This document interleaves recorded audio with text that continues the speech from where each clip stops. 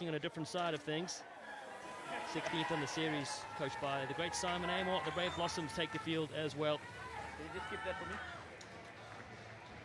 Two programs looking for a big win here on day 3. Alongside me, former England Sevens captain Rob Vickerman. Good morning to you, kind sir. Good morning, Dan. I like your shirt. Ignore what Rupert says. It's fantastic.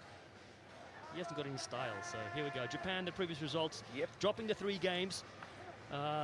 They played well to start out against Australia. Second half let them down and then only scored the try against Spain to find their way over here. The Uruguayan side, well, again, different story for them. Very close games. Look at the results against GB, France, and then, of course, the win against Hong Kong. Yeah, a couple of cracking games yesterday for them. Really unfortunate to be in the position they are, but they are going way above the expectation. Perhaps thought of them previously. Challenger Series coming onto it, and they've took some scalps throughout. Tavita Rockaveni refereeing it. 132 games. That's a lot of kilometres racked up for the referee. Hollow turf here in Hong Kong. Well, not just players, also officials. So here we go. It is Uruguay on the left of your screen against Japan on the right. The winner will face Ireland in the 9th semi-final. It is day 3 of the Cathay HSBC Hong Kong Sevens. Fukushi with a quick catch for the Japanese side, laying it back to Kippei Ishida, looking for an early breakout from their 22. Ball is available as they look to whip it wide. Ardao has been very active for them and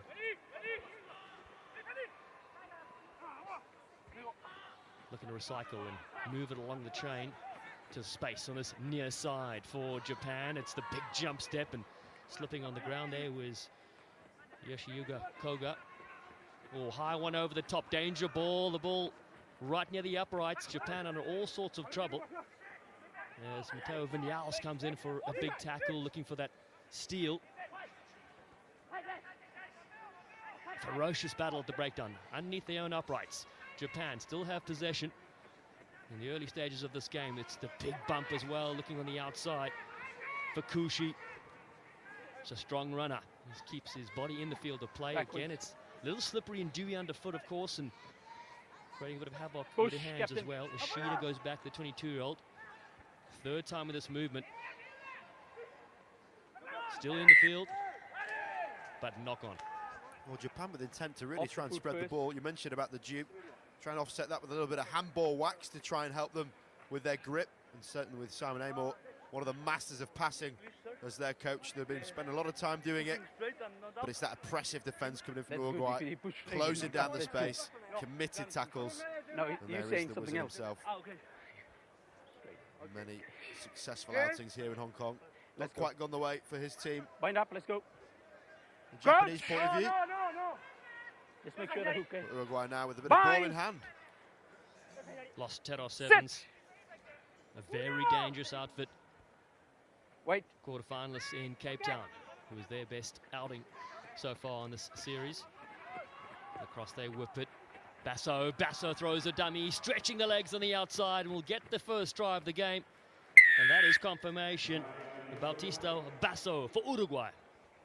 Well, on the flip side, after seeing some pretty impressive defence from Uruguay, that was all too easy for them against the Japanese defence. That was very lateral. You can see nothing really that creative. The pass behind him, no real pressure coming on from Japan. Fukushi gets that outside arc too far away from the attacker. A bit of doubt from Ishida, number 18, doesn't know what to do because Viñals held wide, and that is a pretty easy run-in for Uruguay in their first real possession. Basso scored against Hong Kong, China. Great Britain, and now adds his third for the weekend. Does the 22-year-old. Left-footed kick sails over as well. It is 7-0. And Los Terros Sevens, coached by Ivo Dujoncic and Santiago Alfaro, have a good early start in this day 3.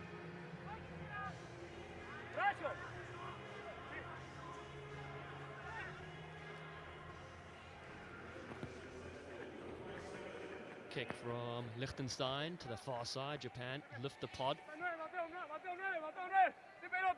Line breaks really have been an issue for this Japanese side. They're able to keep possession for periods of time. It's able to break through. Koga, Very close, and then eventually thrown out from Ardao. A little bit too close to the touchline. You can see the instruction from the sideline. Here's the mark. Just say, don't come this close. That's your mark. Jump back in. It was meters away from where Simon is standing, poised over the hoardings with his notebook. He feels a fair few of those. Yeah, what's in the notebook? Well, many of his sevens ideas and iterations, I imagine. Secrets as well. Lijtenstein across. Basso again looking for Viñals, the man with a face mask.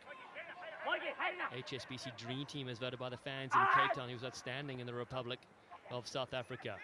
Tito Lijtenstein, as he's known, bashes up against a couple of Japanese defenders, and they get into a very good shape and force the penalty. The quick tap. Yoshida doing really well at the breakdown, and now Okadaru. Definitely in touch there. Again, just too close to the touchline. 3 players in the 5 metre line. At some point, someone has to cut back on the inside. Okay. Must be frustrating. No, These collisions are massive. I mean, fair play, you back yourself in the situation. Okadaru thinking he's going to win that collision. But the Uruguayan defence has been all game very adept in those wider channels. And it's just giving the ball away. Yeah, turnover possession. Uruguay will be enjoying that, using that touchline as an extra defender. The line-out pod goes up the middle. James McCubbin it was. Penalty for Captain Diego. Ardao sets off on a run himself. Flicks it in midfield. Arcos Perez getting involved there, been pinched by the Japanese side. This is good possession for them, just outside the 22 as they drive the legs. Great support coming in from Hayashi. It was a maul first. It was a maul first. The ball was up in the air long enough for the maul to be called. Bit of a forearm in the face as well for Viñals. Has to deal with that one. Luckily, he's got a mask on. That doesn't look great, I must say. But does well enough to hold them up with the Japanese player joining it. The mask doesn't look good, or you're saying the elbow didn't look good. Yeah. The mask looks great. I was going to say, it's probably not great when it's raining. There must be little window wipers on it. We've seen 3 or 4 masks. You look at the series tri-source there, set pieces where Uruguay look to operate. We've seen 4 face masks at one time in the tournament, just protecting a couple of noses and a few eyeballs. Ardao with space to operate. Again, it's the big step in midfield, creating a bit of havoc with the Japanese defenders as James McCubbin played in the Challenger Series here a few years ago before they became a core side. Uruguay with a big Tomas Etcheverry represented his country, the under-20s and the A side as well. Ardao with his brother also playing international rugby, flicks it on the inside. Uruguay looking at bust free yet again. Oh, Bautista Basso is the danger man. He has his second early doors here at the Hong Kong Sevens. Yeah, he's clocking him up in Hong Kong, just having a bit of breather, as he's enabled to do, unless there's a bit of pressure coming his way. Puts the ball down eventually, which is likely going to finish out the half, but it's nice play from Uruguay. Basso knows as a line runner, you want to be around Ardao. He's the danger man. The step, the offload. A nice little left foot himself to kick through, and then the pace on the arc on the way round. Be content for Uruguay at half-time. Brilliant addition to the side, debuted here last time we were here in November. And Los Taros Sevens stretch their legs here in the 9th place quarterfinal. They lead here at the halftime break 14-0 against Japan. Thank you. Japan struggling to adapt against these sides, of course. It's one thing to be at this level, but of course, so many sides are so competitive these days. Robert, the game has certainly changed over the last 20 years. Well, it certainly has. The Cup final. Spain now in the mix in the quarters. South Africa finished 13th in Vancouver. Really is competitive.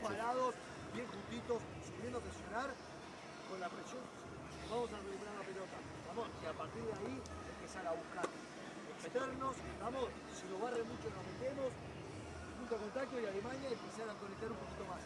Vamos, que vamos a llegar. Pero tenemos que ser más voraces todavía.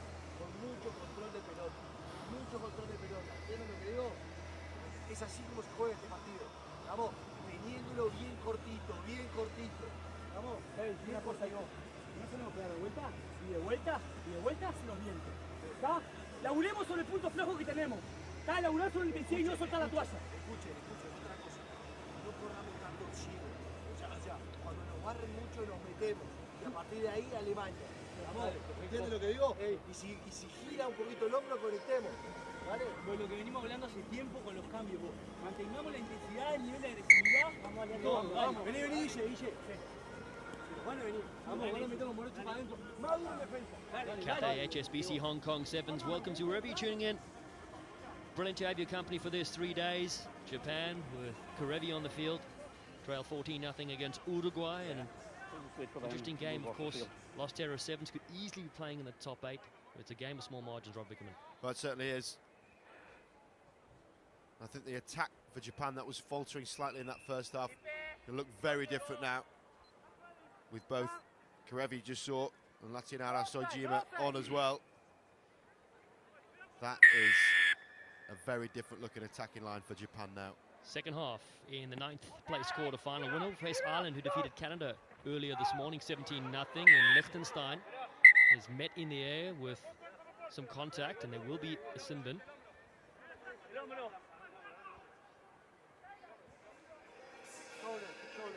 As the PA throws in a little bit of naughty.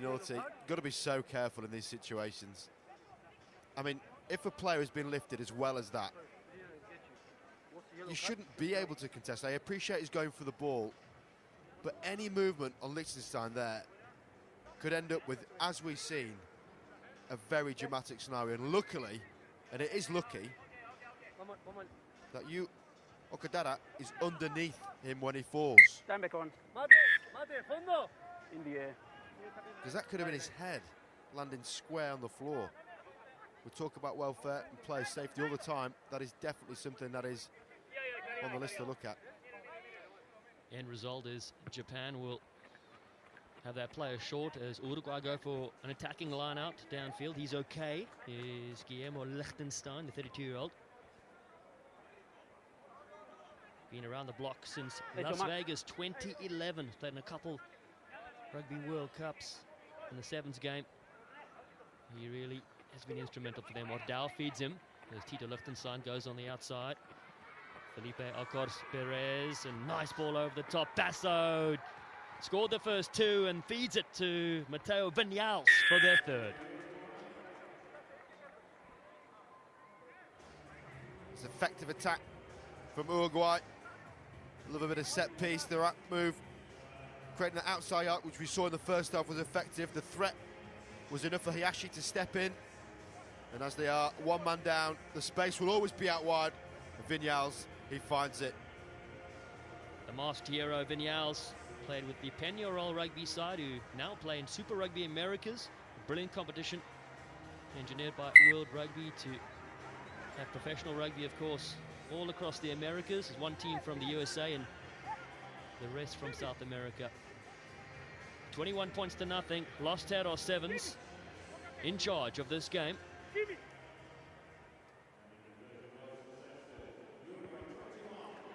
Lijtenstein pops it up. Japan have it now with Latinara Sojima. Quick tap. See if he can spark something for his side. Taninaka, who's been very good in the first couple of days. Big right footer step, keeping in the field of play. Penalty goes the other way. Holding. Always on the ball.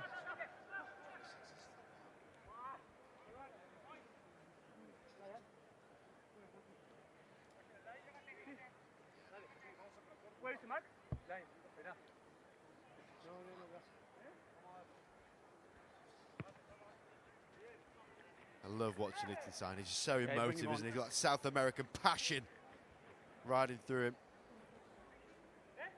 Time off. Kicker is about to throw it in as well. Well, Vic's great story with Lijtenstein, works off. in physiotherapy in a clinic, and for a while taught rugby in prisons off. and Put the ball down. schools, and really growing the game. Wait. Giving We back still have as well subs coming to in. his Wait. local community. Amazing. He's back on. All right. So that's Wait. the result of the power play. 7 points on the board for Uruguay. They go to the back. It's a good line out. Lijtenstein providing the source to attack Offside with. right. Arcos Perez tries to skip free. Still upright. Just give me the mark, Ibuki son. Penalty, Wait. 7 out. Calm down. Give me the mark, Ibuki son. Wait. Diego Ardao just waiting to see where is this mark so he can quick tap and take on the line himself and bash in for the captain. Uruguay do the damage in the second half. Well, you know you're backing yourself if you're harassing the referee to give you the mark. He knew exactly what he wanted to do and suggest that Karevi being smack bang in front of him wasn't going to be the person he run into. But it's that skip step on the outside. Really subtle movement, but is a potent attacker.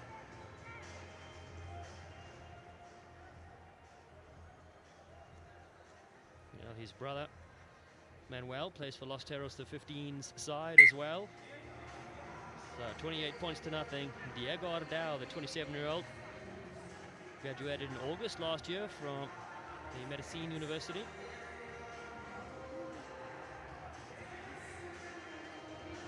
So they look strong to face Ireland in the 9th semi-final. All important series points on the line. Uruguay, who lost in the 9th semi-final last time in Vancouver, last time they played. Knock on him, tackle.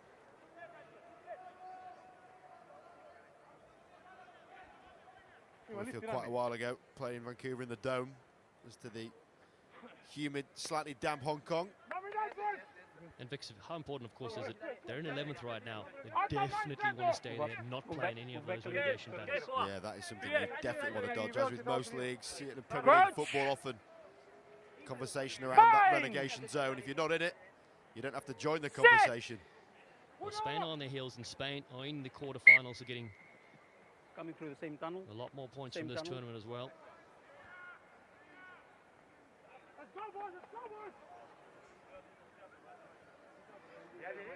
Pretty robust bunch. Might be Lijtenstein contributing as a physio. Very few injuries to their frontline players, and that's been a backbone to their success throughout. Mentioned the scalps have taken throughout this year. Uruguay are a very dangerous team for everyone to play against.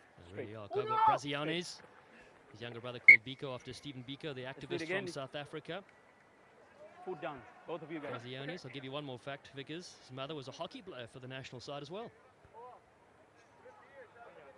Crouch. No comment from Rob Bickerman. Crouch. 28 nothing. 90 seconds to go. Early start here for these sides on day 3. Brutal on the body. Humid conditions as well all weekend as Brazionis goes around the short side. Also made his debut here in November last year. Japan trying to hold their defense strong.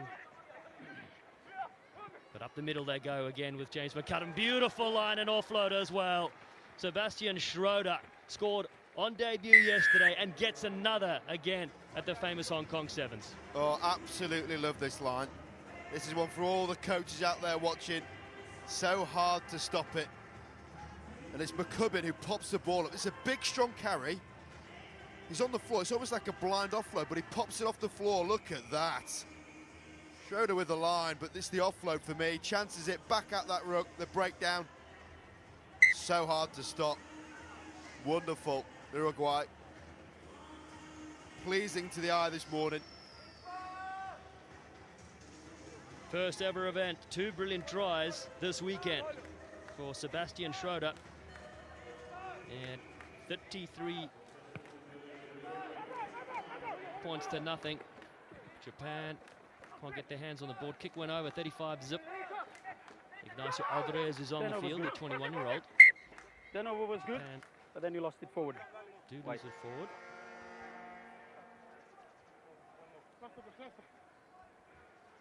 The whistle just in before the hooter came. 35-0. And this can sometimes show the character of the team. Crouch. What are Uruguay going to do? Absolutely within their rights to boot this ball off, to rest, but they know rare opportunity to play here in Hong Kong. They might well play with a bit of intent. Brazionis picks up from that scrum and has a nice run on the outside cover. Brazionis feeds Viñals on the outside.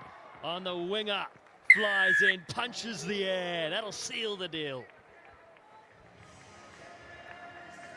Well, they're more than happy to expend that energy. Viñals finally shows his face.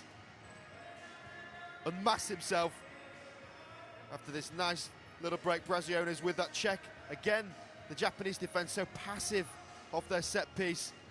He dives, doesn't have to, but why not? Pump of the air.